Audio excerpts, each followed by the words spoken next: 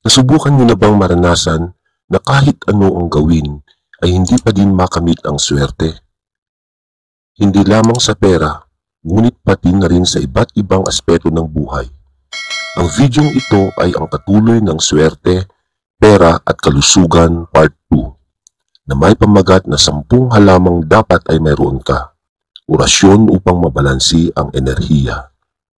Kung nais ninyong mapanood ang part 1 at part 2, ay marahil lamang na i-click ang card ng playlist ng pampaswerte at panlinis ng sarili na makikita malapit sa hulihan ng videong ito.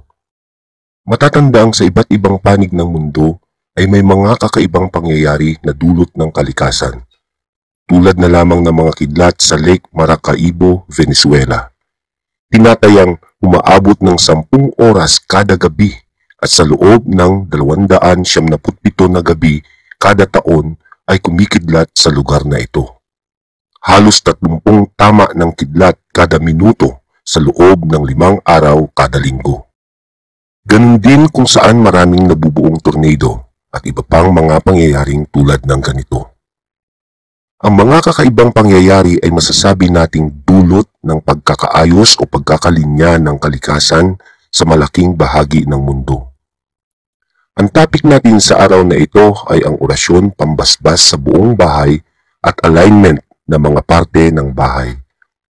Kung saan ay aking ibabahagi sa inyo na tulad ng mga unang nabanggit tungkol sa mga kakaibang pangyayari sa malaking bahagi ng mundo, ay maaari ding ang ating munting bahay ay may mga pangyayaring ganito. Hindi man kidlat o tornado, ang maling pagkakaalay ng mga parte ng isang bahay ay magdudulot ng hindi magandang daloy ng enerhiya.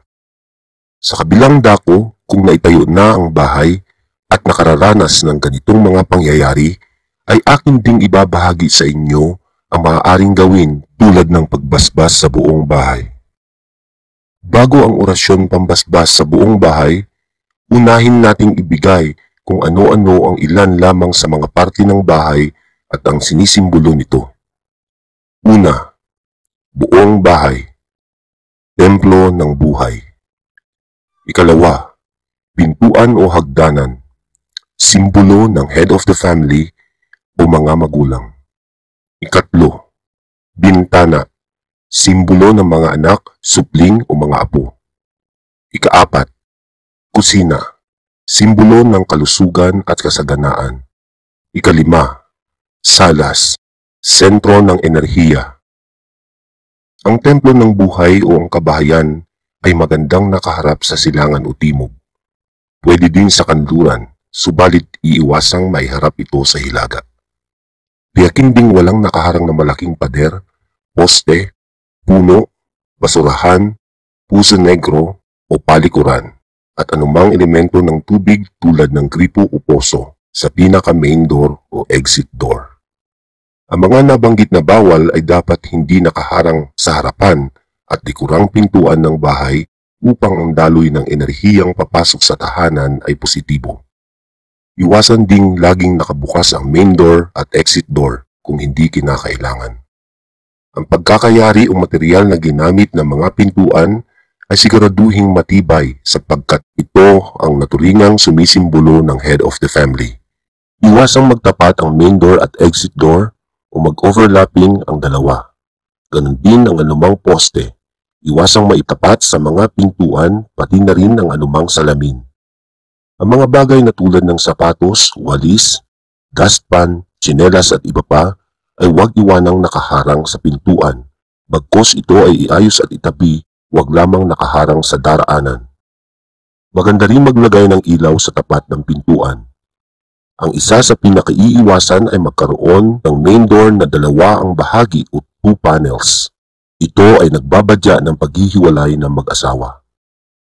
Tiyakin ding mas malaki ang sukat ng pintuan kaysa sa kabuuang sukat ng bintana upang mapasunod ang mga anak, apo o sino mang supling sa pamilya upang magkaroon ng magandang samahan. Iwasan naman ang magkaroon ng spiral o paikot na hagdanan upang hindi magulo ang flow ng enerhiya. Dapat ay hindi rin butas ang likod ng hagdanan. Pagdating na sa bintana na sumisimbolo sa mga nakababata ay mas magandang meron itong isa 3 o 5 bahagi o window panels kaysa sa 2, 4 o 6. Ito kasi ay nagpapahiwatig ng in at out ng swerte. Kapag 1, 3 o 5 ay in ang swerte. Sa 1 ay in, sa 3 ay in, in, at sa 5 ay in, out, in, out, in. Sa 2 naman ay in, out. Sa 4 ay in, out, in, out. Kapag ang huling bilang ay in, ang ibig sabihin ay papasok ang swerte. At kapag ang huli naman ay out, ang ibig sabihin ay palabas ang swerte. Huwag din magtatapat ng poste o puno sa bintana. Ang kusina bilang simbolo ng kalusugan at kasaganaan ay dapat na hindi nakikita sa salas o main door.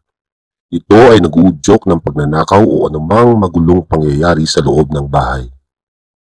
Iwasang maglagay ng kung ano-anong kalat sa kusina tulad ng laundry basket, basurahang nakakalat at iba pa.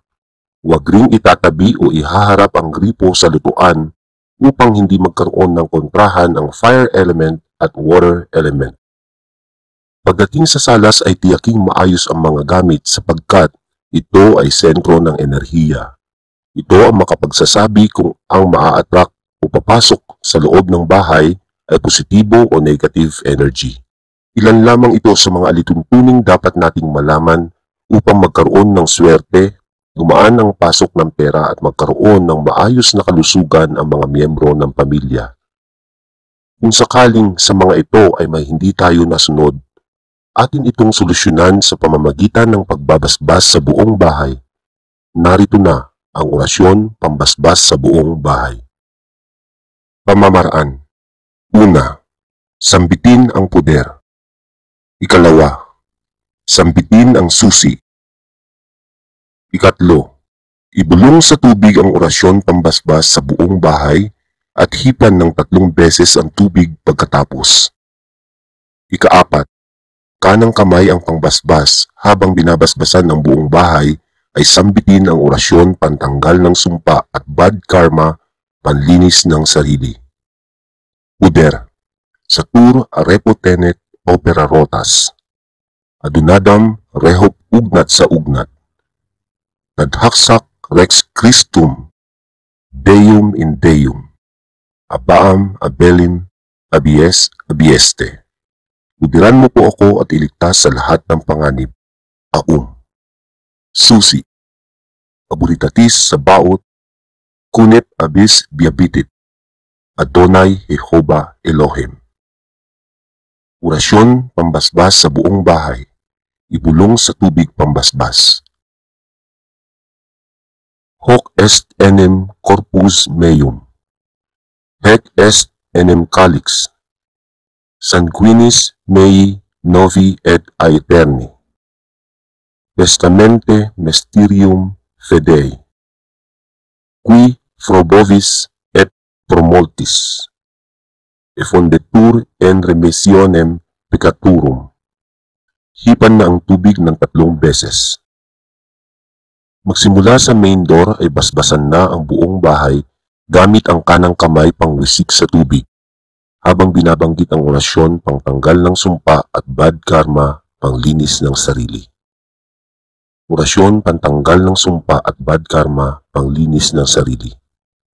Lutme esmatibal, salutes gentilice micam. Subtihoy midad, insalidad kilimidad. Isa na namang makabuluhang impormasyon at orasyon na walang pag-iimbot na ibinahagi ng Banal na Karunungan Channel. Ako'y maasang makakatulong ito sa inyo ng malaki. Upang patuloy tayong makapagbahagi ng ganitong mga videos, ating suportahan ang channel na ito sa pamamagitan ng pag-subscribe, like at pagpindot ng notification bell. Pwede rin kayong mag-comment kung may mga nais iparating. Nais ko pang malaman kung ano pang ibang topic ang gusto nyong pag-usapan tulad nito. Basta't lagi lamang tatandaan ang aking mga paalala. Kung ito ay ginamit nyo sa mali o masamang paraan, anuman ang kahinatnan ay wala kayong dapat na ibang taong sisisihin. Kaya't muli ay laging tatandaan na ito ay aking ibinabahagi sa inyo para sa kabutihan lamang at makatulong sa mga nangangailangan.